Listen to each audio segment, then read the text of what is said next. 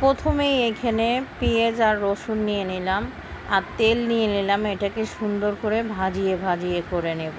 ভাজি করে নিয়ে এই দুইটা গাছ অনেক শখে আনছিলাম চুলো পিটি দেবো, বাট জায়গা নাই।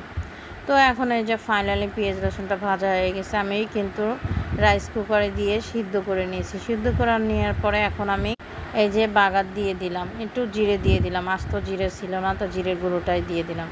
আরও 6 মিনিট আমি কিন্তু রান্না করে নিয়েছি। রান্না করে নেওয়ার পরে এই যে আমি দেখো এখন তেল গরম দিয়ে দিয়েছি। আমার এই পেঁপে ঘন্টটা আমার বাচ্চারা অনেক পছন্দ করছে। তারপরে এই যে দেখো মাছ ভাজি বসিয়ে দিলাম। মাছগুলো একে একে উল্টিয়ে নিলাম, কিন্তু এর মধ্যে একটা কথা আছে। সেটা কি কথা? এই মাছটা যে এত ঘাড় ব্যাকা, দেখো 2বার ফেলালাম, 3বার ফেলালাম, লাস্টে 4বারের ঘেঁটিটা ধরে মুড়িয়ে দিলাম একদম। ঠিক আছে না বলো দেখি?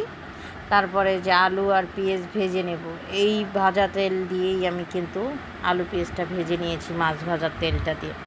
এখন ওই মশলা কিন্তু একইটা, কিন্তু জাস্ট খালি আমি তরকারি আন্দাজ বুঝে কম বেশি করে নিই।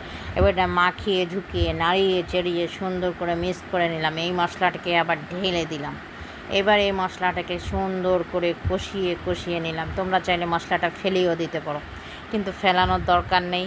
এই মশলাটাকে দিয়ে সুন্দর করে নাড়িয়ে চেড়ে কষিয়ে রান্না করে নাও। এত টাকা দিয়ে কিনে কোনো ফেলানোর অপচয় দরকার নাই। সুন্দর করে টমেটো আলু দেখো ঢেকে দিয়ে আমি কিন্তু অফ ক্যামেরায় ভাজা করে নিয়েছি। এখন আমি ফুটন্ত পানি দিয়ে দেব।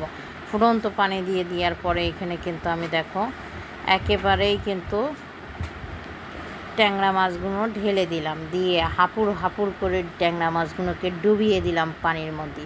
ডুবিয়ে দেওয়ার পরে 10 মিনিট রান্না করে নেওয়ার জিরের গুঁড়ো দিয়ে এখন নামিয়ে নিলাম। শালার বেটা ঝোল খেতে যা ঝোল রেখে দিলাম।